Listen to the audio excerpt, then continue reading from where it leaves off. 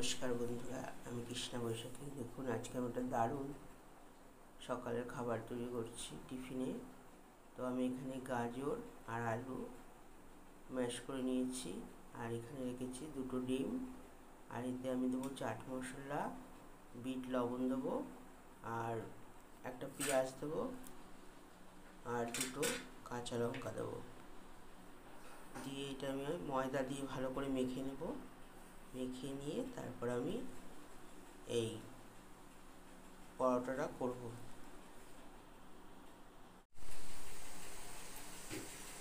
আমি আমি বসিয়ে দিয়েছি, এটা মেখে নিয়ে এবার এক পিঠ হয়ে গেলে আর এক পিঠ উল্টে দেবো। আলু, গাজর, কাঁচা লঙ্কা, পেঁয়াজ,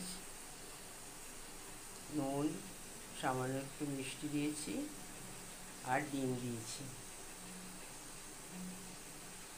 আমার মনে হচ্ছে এক পিঠ হয়ে গেছে, এবার উল্টে দেবো আর এক পিঠ। আর রোজ রোজ একরকম জল খাবার ভালো লাগে না, তাই আজকে নতুন করে এটা করলাম।